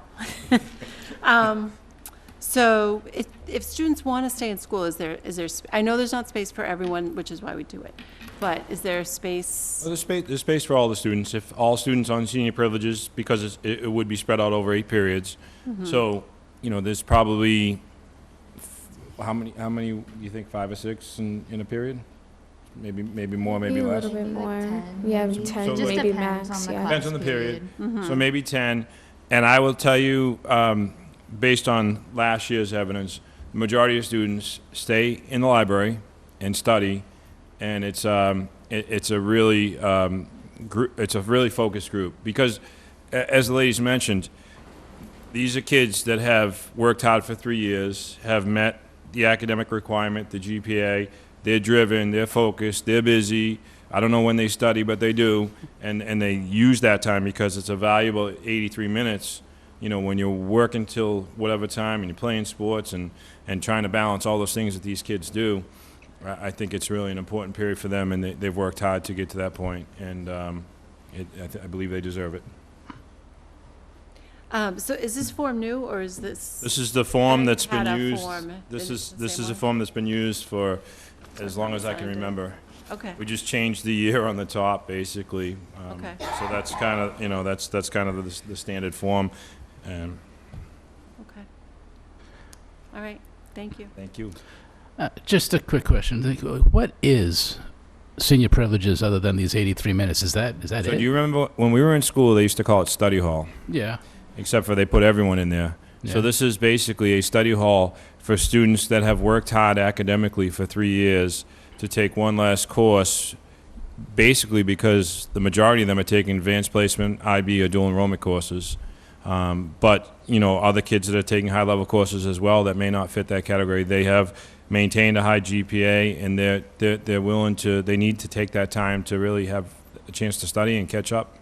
So it's effectively a study period for kids that have done well, but they can leave. They need permission. They obviously need transportation. Some will leave. The majority won't. There'll be, out of 10, there might be 1 or 2 that leaves. And as it starts to get cold and rainy, they don't leave. Yeah, and there's a big bolded section here about students may not sign out for lunch only. Like what's the big deal there? I don't get Well, that. it's only 26 minutes. By the time you walk out to your car and you go somewhere, it'll be time to turn back around. Okay. So lunch is such a short period of time. We just can't have that. All right, so it wouldn't be 26 minutes added on to the 83 minutes. So it can dovetail onto their lunch, and if they're lucky enough to have that, then they don't have to come back for lunch. Okay, all right. Go ahead, Ms. Rossi. So does this replace, do they get to take this as, okay, I've already say they're using it for history, they've already taken their test, or what, is this just an arbitrary class that they're dropping that period once a week, or how does this work? Is it a daily? No, it's not daily. It's every other day. So they're not dropping anything. They're meeting all the local and state requirements. What happens is, as you become a senior, there are less requirements both locally and at the state level. For instance, there's only 3 years of a lab science that's required. So theoretically, if they're not going into a science field in college, they may not take a science their senior year. So that could be the period. There's only 3 years of a history that's required. So if they're not going into something from a humanities standpoint in college, they may not take another history. So those are kind of the opportunities that they have. Those 2 periods that, say, juniors would have a U.S. History 2, and they would have chemistry traditionally. So these students obviously don't need that. And then if they're a dual enrollment student, they've already taken most of their requirements. But I would say it's probably a third dual enrollment and 2/3 not. Our GPAs are extremely high for students. Our graduating class last year, I believe, I forget the number, but it was somewhere around 80% of the kids had an 80% GPA or better. It was remarkable, and I think this class is following suit. So my question would be for those that aren't in with their requirement. I'm just wondering, so the other percentage, I know it's 80% GPA or better, 95%. So there's a high criteria. So for example, for those seniors that don't meet that criteria, I'm just confused as to how the senior privilege period fits in as a They study. wouldn't qualify, so they'd have to take another class. Okay, so It'd be a that's, class of their choosing, so usually. it's more like replacing an elective. That's a great example. Okay, that's all I was just trying Sure, to clear up. Thank sure. you. All right. And I notice down here, it says, it is expected that students will attend advisory regardless of whether they have senior privileges or not. Advisory is separate from third block. So what's the difference there with advisory? So advisory is at the end of second block, and as Jasmine alluded to quite nicely, there are a lot of, although it's not always administration driving those, the curriculum and advisory, but there's a lot of pertinent information to students that goes out through advisory. When we were in school, that would be kind of like the homeroom, but now with technology, we don't need homeroom. So we have an advisory where, as Jasmine said, we have assemblies during advisory. We have videos that we send them. We have surveys that we send them. There's important information being disseminated during advisory, so we want to make sure every student in the building is there for advisory. There's going to be scholarship information going out to seniors in a few months, college application information, financial aid nights, all these important things that are going on. We need to have a captive audience during advisory. So speaking of announcements, now I think both of you do dual enrollment, right, to Bridgewater. Do you find that you miss a lot of announcements that are done in the morning because you're off at a different school? I would say it'd be like more of like maybe like the fun announcements specifically, because since we are involved and most kids that are in dual enrollment are involved, so like they both know when most clubs are meeting or if there's games happening. But if most of our teachers do know, if we're not there, they will email us if it is something really important that we're missing the announcements. So especially with DECA, like certain announcements that might be made in the morning that do you get everything? Because I've heard complaints like, someone didn't hear about this or that, but that's because they weren't there. They were in Bridgewater. She's kind of shy about it, but she's got a project that she's working on. And I hope you'll talk about it. In the cafeteria, we're hoping to get message boards to basically say this is when certain clubs are meeting, or this is the announcements that were made today. So for students like us that did miss them, or kids who did come in late, we're just trying to find another way, because some students don't even listen to the announcements if they are there in the morning. Yeah. Just a better attraction to try to get it out there. It's almost like, why didn't the principal think of that, huh? So the kids, they come up with great ideas, and this was our student advisory council that Jasmine is a member of, and they felt that, if a kid comes in late, there are announcements made before school starts, and sometimes kids are in having breakfast, sometimes kids come in late. You talked about the dual enrollment piece. So we're really working to come up with that board. So, and it's not necessarily that maybe those kids didn't hear it, but just to reiterate it, to make sure we have it in multiple places, so that we don't want a kid to be misinformed and miss something because they didn't have that information. So we're hoping if we can have it in many different places, everyone at some point in time will see it. All right. Anyone else? No? I just have one. Ms. Bacchiocchi. My one parting comment is stay in school, and if you don't, drive carefully. Thank you. If you don't what? Drive carefully. Yeah. That's my Now, last thing. Yeah. Has this ever been voted no, ever? I think I've been here for 12 years in front of the school committee asking for this as assistant principal and then as principal, and it has never been voted down. But it is a policy that it needs to be voted on by school committee, so that's why we're here. Okay. Do we have a motion to approve senior privileges? So moved. Second. Any further discussion? All those in favor, please say aye. Aye. Aye. Any opposed? Any abstentions? Passes 300. Thank you. Thank you very much. Thank you, girls. Thank you.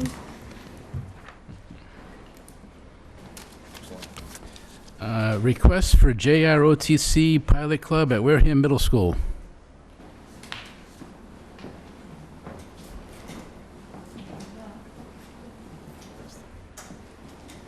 Yes, please. Hello. Welcome back. Colonel Carol Stanton approached me about having the JROTC students at the high school come to the middle school on Thursday afternoons, every other Thursday afternoon, I believe. So we'd like to have a pilot program this year at the middle school on Thursdays, every other Thursday. Any questions? Ms. Bakayaki. So my only question was going to be, is there going to be crossover between the middle school and the high school? So that's great that. Yeah, I think what their plans are is that the students will really run it with the middle school students. So. Okay, great. Thank you. Ms. Rossi? So will the middle school version run very similarly? Are they going to get the uniforms? Is it going to be like or is it just kind of introduce them more by peer, as it were, into what ROTC would be like for them once they get to the high school? I think so. I think it's going to be like an introduction. So there's not going to be a uniform or anything, but the students kind of mentoring some of the middle school students. We're not sure how many will sign up. So right now we're going to open it to 5, 6, and 7 if we can have the program. And before, when we had 8th grade at the middle school, Carl came to the middle school and ran a program there for 8th grade, and it really was a feeder program for him, and it really got kids excited about it. So we're hoping to do something like that, and really have the high school students be mentor students for our children. Thank you. I might have missed it. How many students do you expect to start with? We really have no idea. So we're right now opening it up to 5, 6, and 7, but we might have to limit it depending on how many students sign up. Okay. Anyone else? No? Do we have a motion to approve JROTC at the middle school? So moved. Second. Any further discussion? All right, all those in favor, please say aye. Aye. Aye. Anyone opposed? Any abstentions? Seeing none, passes 3-0-0. Thank you. Thank you. Thank you. Transportation overview, Mr. Andrews.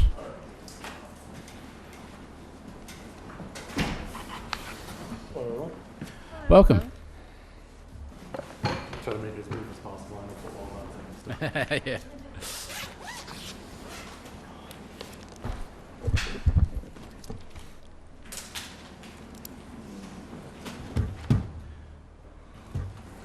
All right. The year started.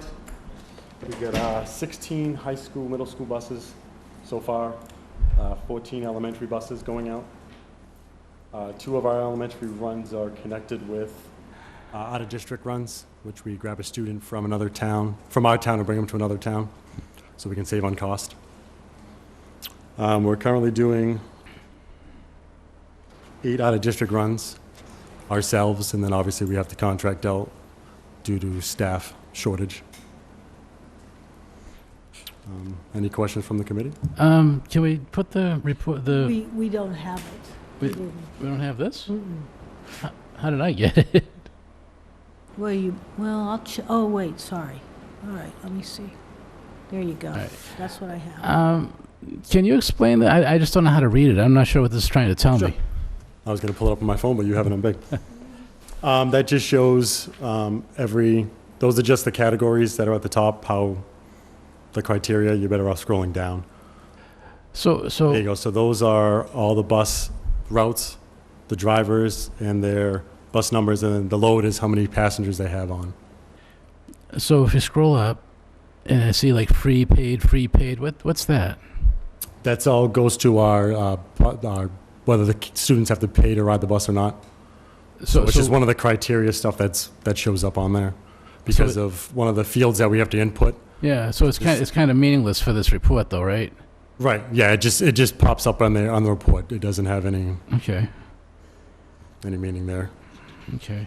But that just shows you how many bus routes we do, how many students total are riding the bus, and it gives you an overview of how many kids are riding the bus, how many kids have actually signed up, did their bus application, paid, the whole process. Okay. Any questions? Ms. Rossi? So, when you mentioned the bus listed, so I was asking the principals as they were telling us their enrollment numbers. So roughly, it's about 2,135 kids, based on the numbers from each of the principals today, enrolled in all of the schools. Yeah, somewhere around there. Okay. And I'm looking at the numbers and I could be reading this incorrectly. Again, this is something that's kind of new, but based on what I was reading, it looked like you had, and it may be on one of the other reports that were sent over, about 1,545 students counted on bus routes currently. Is that correct? I believe that was on, as of 9/3/20, I believe it was the application breakdown. Yes, it was about, at that time, that was a couple of days. It's probably gone up since then, since we've still been inputting kids, but that's a Okay, pretty good so number.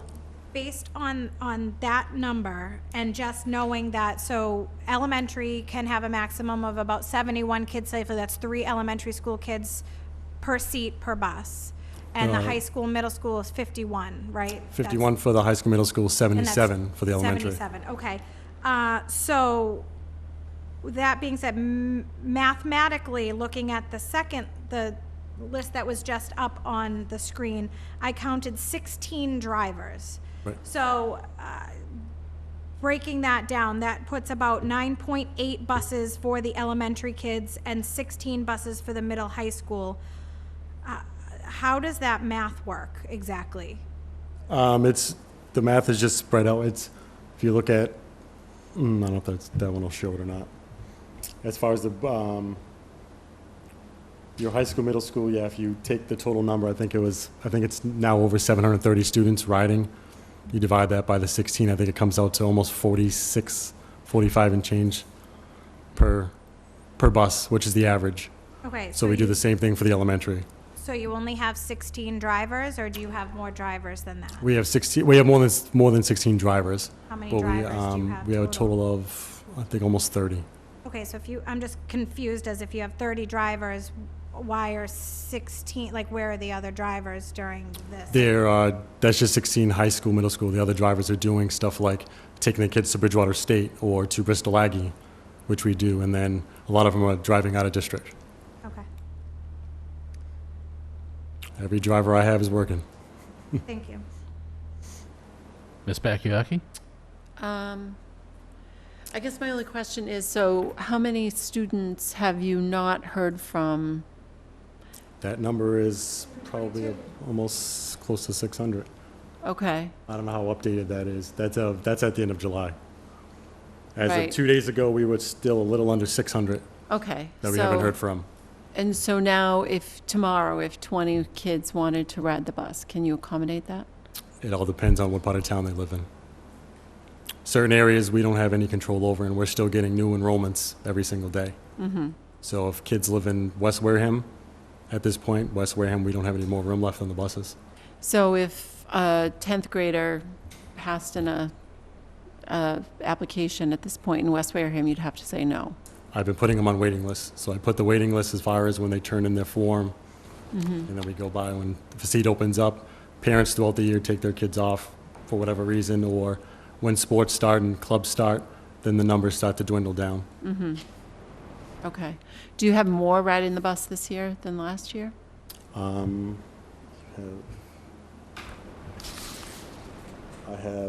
It's kind of equal, looking at last year's number. Okay. Might be a little more last year, but no more than like 10 or so. So how many do you have a waiting list now? Do you have students who'd like to Yes, ride I do the have a bus and waiting you list can't? on probably about 4 buses now, and then different parts of the town. Okay. And that's just for middle school, high school? Middle or school, high school also only. for elementary? Just middle school, high school only. Okay. Elementary, we seem to be doing very well. Okay. Just wait. Okay, thank you. Ms. Rossi? So regarding this wait list that you've mentioned a few times, are the kids that paid fees, the parents who paid fees, are any of those kids waitlisted, or are the kids' parents who've already paid for their bus dues, are they guaranteed a seat, or are any of those children currently waitlisted? They're waitlisted too, depending on when you turn in your slip. If you decided to turn in your slip yesterday and you paid, you're still on the waiting list. The deadline was at the end of May. So is there like, have parents reached out to you regarding the fee, or, upset that they've paid what they would think would secure them a spot on a bus and their child does not have one? I've had it both ways. I've had parents that just pay and it automatically comes to my email when they pay online. So I'll get their payment and I'm like, well, you're still going to be put on a waiting list regardless if you paid. It has no reflection when you turn in your form and when you pay. If you did it on time, you're on a bus. If you didn't, you ran that risk of being on a waiting list. Unfortunately, some of the kids are. It's not a very long waiting list, but it's still a list. So now is the wait list, because how many buses are out of commission currently? I have 4, I believe. You have 4 out of commission, and of those 4, how many are deemed not repairable by the state inspector? Oh, I'm sorry, I misunderstood. You're talking about actual buses? Actual buses. Oh, I have 1, 2, 3, I believe 6 buses that are out. Okay, 6 buses that are not repairable. Right. And is there a plan in place to, obviously, we're down buses, clearly, that's why we have kids waitlisted? No, it's got nothing to do with the amount of buses we have. We don't have the staff. So it's a So the lack of buses are, drivers as well? not having enough buses is a part of it, but not enough staff as well. Hold on a second. Did you want to say something? I do. All right, hold on. So I want to go back to the notifications because we have been sending notifications to parents since April. Since even before then. Before that. And then I have May 23rd, May 30th, June 13th, July 26th, July 29th, August 2nd, and August 14th.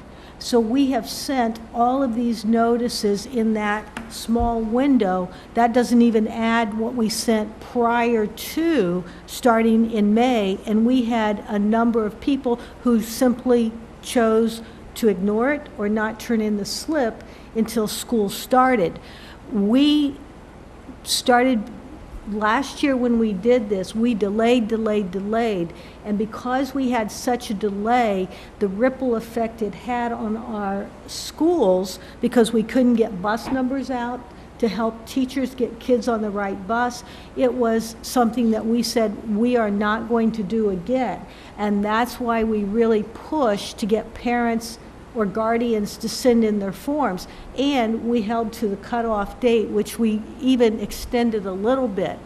If parents turned it in that given time, they were put on a bus.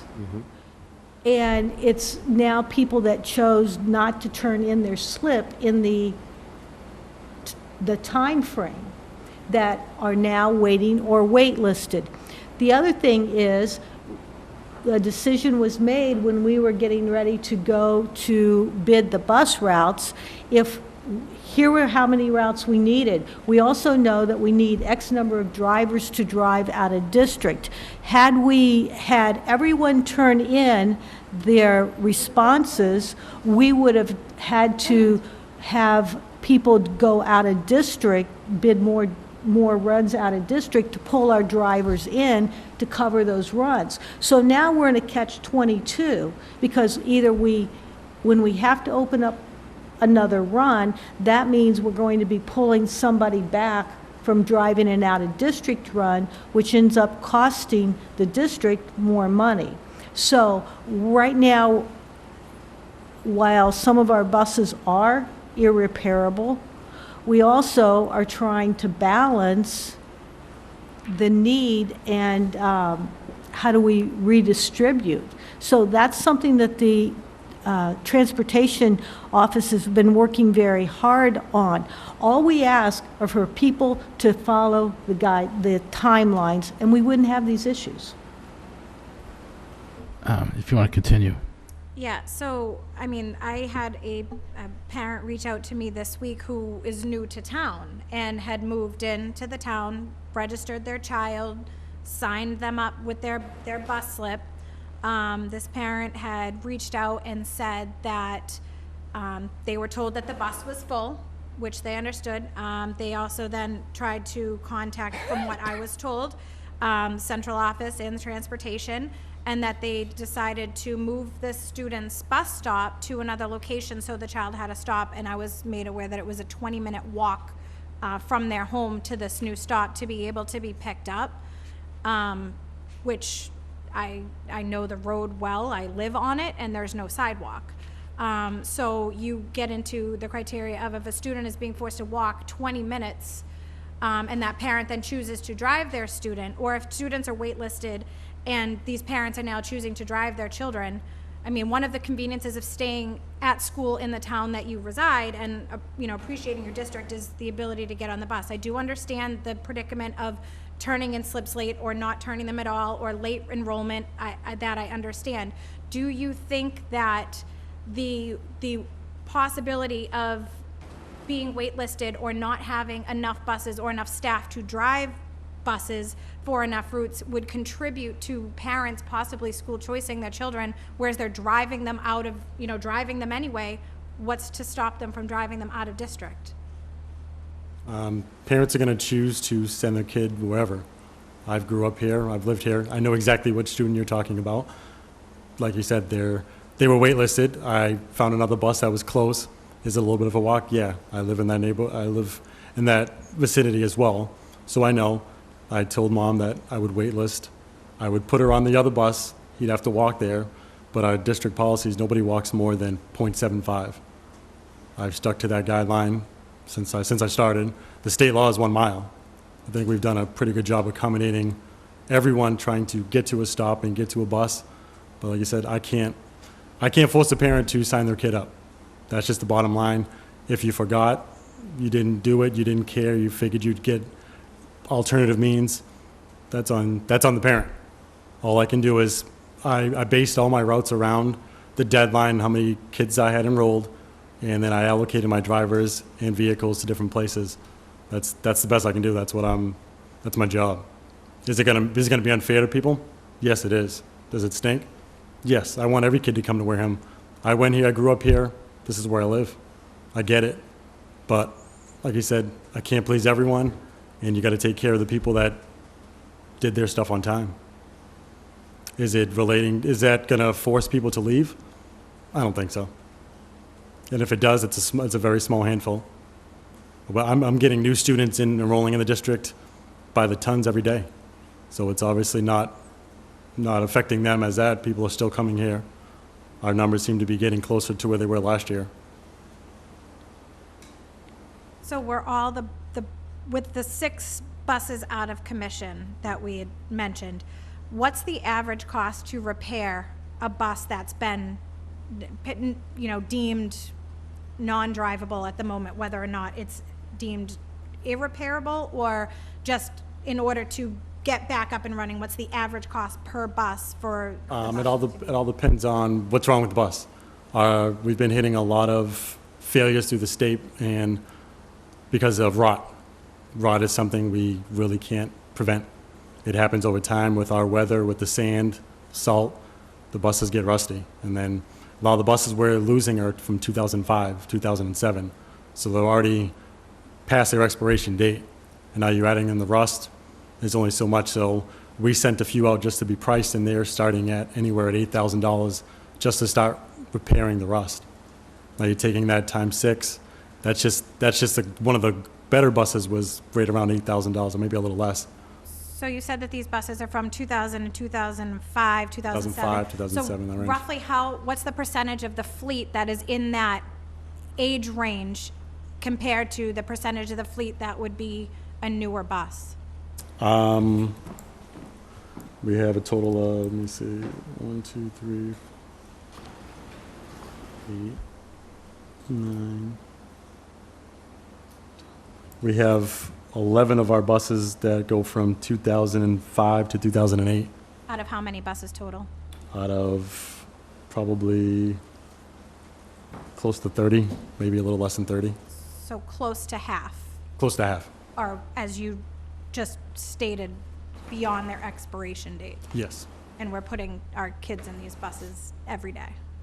Yeah, we are. So we're putting the kids in the buses, buses. but they are passing, the state. Oh, they are passing. I understand that they're passing, but yeah, they're with you passing the mentioning inspection, that but yeah, they're old. They're getting on their last leg. Right, so if Yeah. they're, ones are going out constantly, those would be the ones to worry about, right? Like, first, obviously. Yeah, we would love to get new buses rolling in here every single year to replace all those 05s, 06, 07, so that now your fleet's in a good spot where they can match up with our 2017 buses. So now what would the cost average be for hypothetically like a new bus, a 2017 bus like you mentioned? Right now, the 2019, 2020 buses can range anywhere from 70 to 80,000. Sometimes a little bit more. Aside from being a new bus, is there an added benefit to having a newer bus? Are they like, if you buy a new car, do you get like an extended warranty where they do all the maintenance and it's costing us less money? Yeah, a lot of the newer buses that we have are still under warranty, so a lot of stuff we get done, we don't have to pay for. They're newer, they're running better, they're more efficient. We've started to switch over from diesel to gas, so it's obviously saving more money on gas prices, less maintenance, because it's now changing the oil. It's like changing the oil in your car. You don't have to worry about the diesel and the DEF, which is a part of the diesel, which we spend a ton of money on because a lot of our old buses are diesel. Thank you. Dr. Shiva Yes, Hood? I just want to clarify, any of our buses that we have currently on the road have passed inspection and are safe. We haven't moved any buses out of the yard that are not safe and have passed the state police inspection. All right. Ms. Bakioki, do you have anything? No. All right. You said something that interested me. Maybe I misheard it. That the students on the wait list has nothing to do with the number of extra buses we have? The wait list is basically, they're wait listed because of the location they live in. Because of the location they live in. We have buses, we have certain people moving into town in different spots. The West Wareham side, Swiss Beach, Cremisa, Hathaway. Those seem to be very highly populated areas. Because they're too far from a stop? They're The bus is just full. Okay, gotcha. Yeah. But if we had another bus, could we if we had another bus to use, could we could obviously have another route added, right? You can I could add 10 routes, but then now you're going on the flip side. Now those buses are going to be close to empty because say there's 5 or 10 kids on the wait list. I'm putting in a whole new route now. Your bus has got 20. Right, but could you adjust the routes and so that they're more balanced? We're always trying to adjust and move. We run into the rare occasion where this year, all the buses that have helped each other out since I've been here, now we're all full. Right. All right. So if we have more buses, we could adjust routes. I mean, we could then you're bringing back drivers from out of district to do those routes, which are not going to be full buses. So we don't have the drivers. We don't have the drivers either. That's always been an issue here. So if we had more buses, if we had 4 more buses, we wouldn't have necessarily 4 more drivers. You would. I'd have to pull 4 drivers from out of district to drive those buses. But no, that's not more. That's not 4 new drivers. You're just moving them from. I'm just moving from one side to the other. But you couldn't find 4 new drivers, is what I'm asking. No, it's been that we've had drivers come in and come out. I had a driver that came this summer and then quit 2 days before school started and went to another company. And this isn't new. I mean, this isn't This just has been a happening Wareham problem. This is a statewide problem of finding bus drivers. No, and I totally believe that. I believe that, and I believe it wholeheartedly because I'm on the Cape Cod Collaborative, and that's their biggest thing. They can't find drivers, and they're in a tougher position because that's the Cape, and they're all stealing from each other down there. At least we have some sort of wiggle room to venture out and get drivers from other towns. But like you said, you're on the Collaborative. I talked to Paul Hilton. Right. You should know down there. He's running it, like you said. He's running into the same issue where the Cape stealing bus drivers from. He tried to take a driver from me. I know. He told me I Yeah. tried to get one of your drivers. I said I can't blame you. Yeah. People are trying to get drivers everywhere. It's just an industry that's in dire need right now. So explain the impact of so let's say we can't get more drivers and let's say we had 4 buses that we could use. You would have to pull these drivers from the out of district, and what would that mean? We'd have to what would that mean? Once I pull them from out of district, now we have to find vendors to pay to transport our kids to other places. All right. That's where our biggest cost is in this district. So now how are the vendors finding the drivers? Vendors are struggling too. A lot of vendors are using more of a 7D kind of way about it. They'll take vans because you're asking them to take 2 or 3 kids, which they can do. Yeah. You're not asking to take 10 to 12 kids or 20 kids to a certain school. And now, Did I hear correctly that we bought a bus from Carver for about $4,400? Right. Is that in use? Will be once it gets inspected. But how much did we have to put into it? It cost us about $1,000 for a fuel tank. Really? So a usable bus we got for about $5,500. Yeah, we kind of got lucky on that one. I guess so. So once that comes online, then what? Like, what would that be used for? Well, I can actually have buses to send out on our athletics. Because right now I'm waiting for buses to finish and pushing athletics. With our number of buses, I've been in contact with Ed, and he's had to move some stuff back to 345 so that my regular drivers can take those after their route's done. Okay. Go ahead, Ms. Rossi. So with having essentially a shortage on buses, say like first day of school, I heard report that we had buses break down. Do we have a spare bus if something should happen to one of the currently running buses, if we have 6 that are out? We had one bus. I think it was one of our newer buses broke down on the first day of school. We were able to get around it. We had one bus that was in the yard left. So we have one spare bus for every route. So it's hypothetically 2 buses break down. We have no additional spare, just one. We have no big spares. We'd have to be creative. I have some sped buses that are still in the yard. And how many sped buses do we have in the fleet? I have probably around 8, maybe. Give or And take. those are completely full in use as well on Those daily are out of district. those are being used. I think I have one. I think I have 2 spares, maybe a third sped bus that are still in the yard, but they only fit a maximum of 20 kids if all the seating's in. We're not accounting for wheelchairs or anything like that. And are those primarily used in or out of district? Primarily in, but I have a few that I think I have 2 that do go out. That have to drive down to the Cape Cod Collaborative is one of them. So you had mentioned before that for some of the out of district stuff, you could switch to like 7D drivers for like van. Those are like regular van type drivers, right? Not Yes. like, because a regular, the big bus requires a CDL. You need a I'm guessing. CDL and all that. Yeah, a 7D is just strictly in a van, 7 passengers or less. So would the existing drivers that are driving the 7Ds now, or driving now, are all of the drivers in our fleet CDL licensed?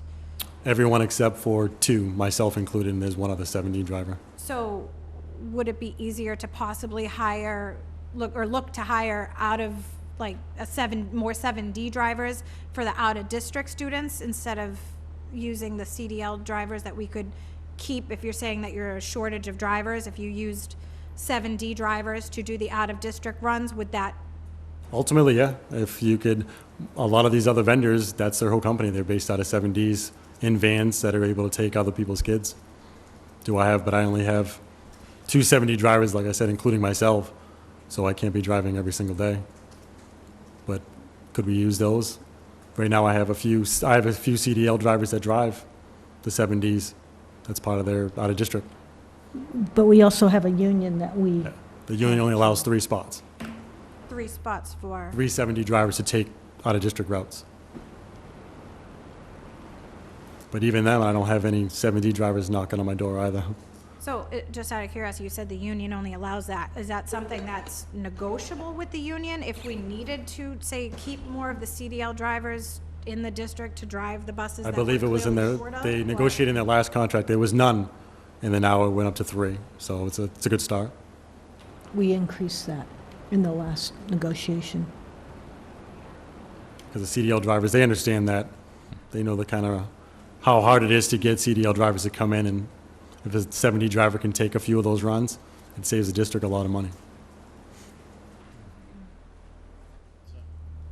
For now. All right. Yeah. So the parents' kids that are on waiting lists that have paid and may never, get on a bus, when do they get a refund? I've had parents last year that came like maybe a month or 2 into the school year and were like, can I have my money back? And we put them on the list to get their money back. You put them on the list, what? To get their money back. I would never take anyone's money for Yeah. the whole year and never put their kid on the bus. Yeah. So and it's not prorated. I mean, let's say a month, 2 months from now they get on. They got the full amount last year. No, right, but if they if they get on a bus, Right. they don't get refunded like any. No. Yeah. All right. Do all of the buses have working cameras? Yes, every regular size bus. Yeah, the big ones, right? Yeah. Yes. Yeah. Bus monitors. Do you have enough? I have exactly enough. And are they getting first crack when needed to go on extra runs and stuff like that? We haven't had anything come up, so that hasn't happened so far this year. But they will, right? Oh, they are. If they can take it, they take it. Okay. Do you have anything else? I just have one, whereas you're looking for drivers, I'm just curious as to where it's posted that you're looking for drivers, because if it's something that I can share to help us get people in, I would gladly, We had put it that on. out there. We had So- it on School Spring. I think it might have expired by now, because we had it up for a long time.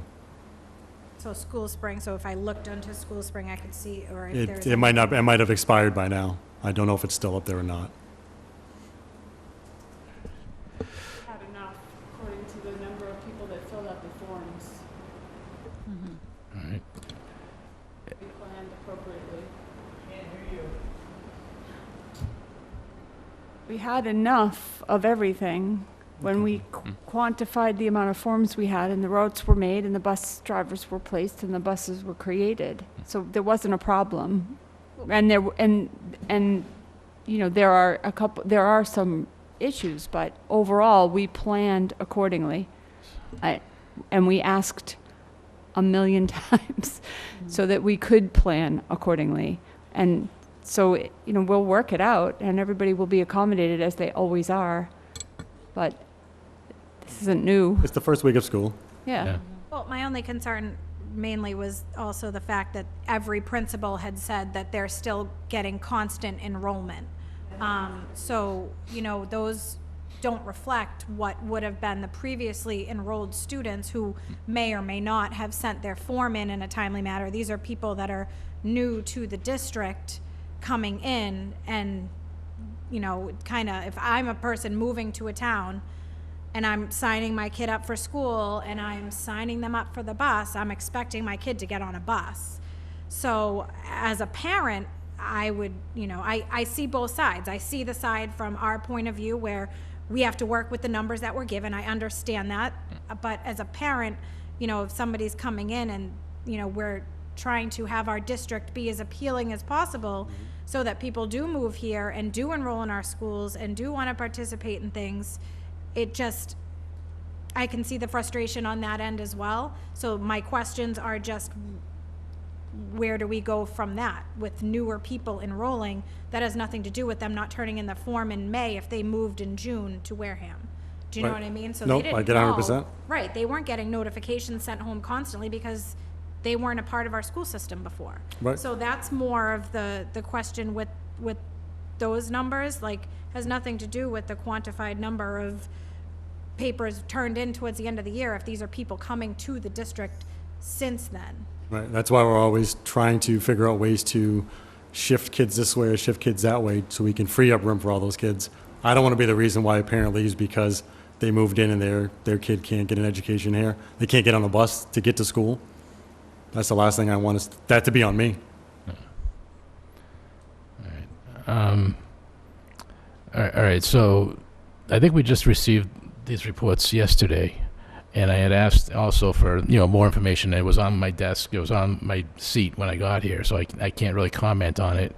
But I probably will have a lot more to. We'll probably have to have you back at some point, huh? I'll come back. I know. But we're definitely gonna need someone from the town because they can speak to the inspection reports. They'll be able to explain the inspection report. Yeah, and see, because what I'm not understanding is, so when was the last time we had them, the inspectors come? We were towards the end of July, I believe. Yeah, and they took how many buses off our road?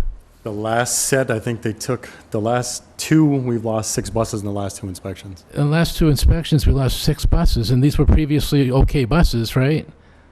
They're buses that were barely making it, and the 6 buses were mostly taken off because of rot? the rot and other stuff where it's the cross members underneath the bus, which are the biggest cost. That has to be done by a certified welder. So, but could that have been done over the summer? We've sent out buses, some of the buses that we've taken off the road, I sent out, and it was a month before they even looked at it. And that was to multiple places. I sent one over the bridge. I sent one in town, since it has to be a certified welder. Okay. Our options are very limited, so we went over the bridge, we brought it in town to Kent's, and it's costing, besides the cost, the time, some of the welders just can't handle the volume. So how many more buses do you need to be, at least adequate? I would love 4 to 6 buses to get rid of the buses, because next inspection, I worry, I've had my fingers crossed every inspection. So as a 3 school, or 4 buses that I hold my breath and being like, yeah.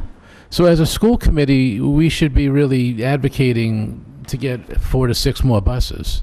we need to cycle through as best we can. Yeah, it is a lot of money, but I mean, it is a lot of money. It's a ton of money. There's no doubt about that. But I mean, this is something we go to town meeting for and we ask for, and the worst they can do is say no. And if the buses fail, then at least we asked. But then you put the onus on the town. Just like the bleachers. I mean, everyone's afraid to ask for bleachers, and just ask for them, and they got them.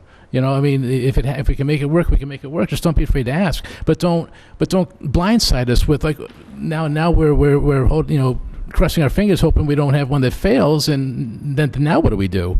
Nope, I agree. All right, Dr. Shiva. Yes, I've been to Capitol. We've had this conversation, and they understand, and they've been extremely supportive. However, because of the purchasing requirements, we cannot make a purchase of a new bus without town meeting approval. We've been looking for a used bus. If we could find a used bus that's under $25,000, we could purchase it and not have any legal issues. So Mr. Andrews has been diligently searching.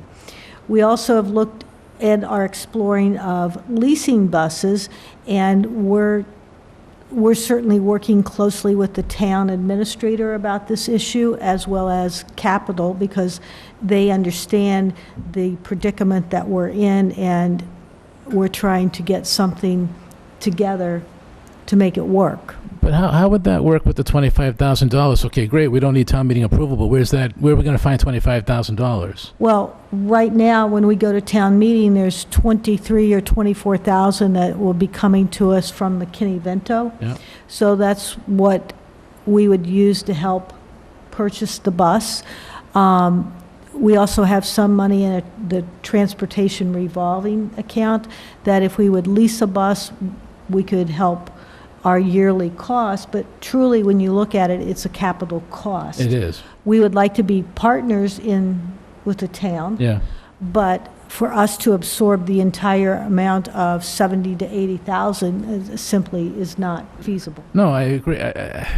It's something for a bigger discussion, but as we move forward, I mean, we definitely need to put this on our plate to work with the town, to go to town meeting, to get something.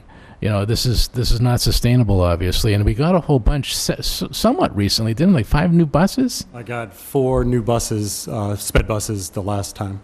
I think last year, I believe. Last year, but before that, it wasn't even long before that, we got more buses too, right? Yeah, 2 years ago we got 10. Yeah, I mean, so the town, and I think the town found some awesome grants or something. I mean, we need to still. Yeah, the ones we purchased last year was through a grant. Yeah, so we need to just, we're getting there, but we can't. Well, once stop. the town tells us how much money they're willing to give us, is when I can go out and try to get the grants to lower the cost. Yeah. Okay. All right, Ms. Rossi. So out of the 6 buses, you had said it was roughly, say for the buses that go out, it's roughly $8,000 to fix, hypothetically, right? Right. Roughly around there. So you have 6 buses at $8,000 apiece, that's $48,000, that's half of one new bus. Now, when you're paying that $8,000 to fix it, is that annually per out bus roughly? Whereas a newer bus, you said, comes with a warranty that's covered for up to however many years? If you're looking to repair these, it's about $8,000 for that specific thing, like say the rust. Right. The rust might be $8,000, $10,000 for just that, finishing that rust. Now the buses, you just sunk $10,000 into a bus, which still might not pass inspection. Right. And if it does, you might only have it for 6 months, and then it fails the next one. Right, so then you're sinking more money into it. So what I'm saying, it's like having a junky car. You're going to constantly put money in, but Right. you But it's better to spend invest a little in- bit more money to get the warranty where you're no longer paying the money for the repair. Right. So essentially, in the long run, how long is a warranty on a bus generally? We're still under warranty for most of our big stuff from our 2017 buses. So for how long is the warranty? It's usually about 3 years, and they give you whatever mileage. Okay, whatever so the contract say you have happens to this be. 3 years without paying anything additional for repair. Right. So, I mean, it's almost like you spend it up front, but you save it in the long run by having the newer Yes. buses. Because if this is 8,000 each time for it to not pass, do we pay for the inspections as well? Yes, And we how do. much is an inspection? $125 per. 125 per vehicle? Yep. And now, is the re-inspection included in that 125, or once they fail, do we have to pay that again? Sometimes they allow you to do it one time. And on the time frame when you're getting Right. it re-inspected? They can. So you might have to pay the 125 again, or he might let you, depending on the time frame we get it fixed in, he'll give it. How many times a year are our buses inspected? The state inspection is once a year, and the RMV is every 3 months. And is that a separate fee for the RMV than it is for the state inspection? I believe so. Do you know roughly how much that costs? That I don't.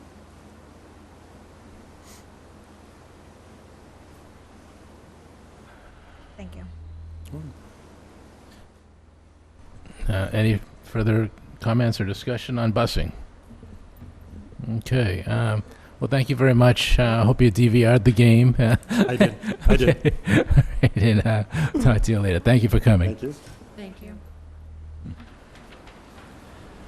Okay, on to acceptance of gifts. Yes. I'd recommend that the committee accept the following gift: $5,000 proceeds from the Daniel Tabor Memorial Golf Tournament to the Yes Builders Club, Office of Beyond School Time. Do we have a motion to accept? So moved. Second? Any further discussion? All those in favor, please say aye. Aye. Any opposed? Any abstentions? Passes 300.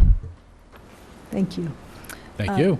Approval of the bill warrants along to what you have printed. Payroll, August 31st, 2019, in the amount of $869,123.38, and bill warrant on September 12th, 19, in the amount of $11,749.09. I would ask you to please approve the two. So moved. Second. Any further discussion? All right, all those in favor, please say aye. Aye. Any opposed? Any abstentions? Passes 300. Okay. I would share that MCAS scores have been received, however, they're in embargo. Right now, our schools and our administrators are currently analyzing the results, which will be presented to the committee at a later date. Kindergarten and preschool begin on Monday. PTA is on Tuesday, September 10th. I believe the meeting's at Deacon's. Night school begins on Monday, September 9th. And our fall sports are in progress. And I would like to also note that activities will conclude by 6 o'clock until the first frost. So, thank you very much. Thank you. Any questions, comments? All right. Report of the school committee. Anyone have any reports? Not yet. All right. Yeah, I'll just add or remind you that we have the workshop on September 10th for the superintendent to go over her goals. That's at 6 o'clock? 6 o'clock, yep. Okay. Where did we say that was going to be, Michelle? Across.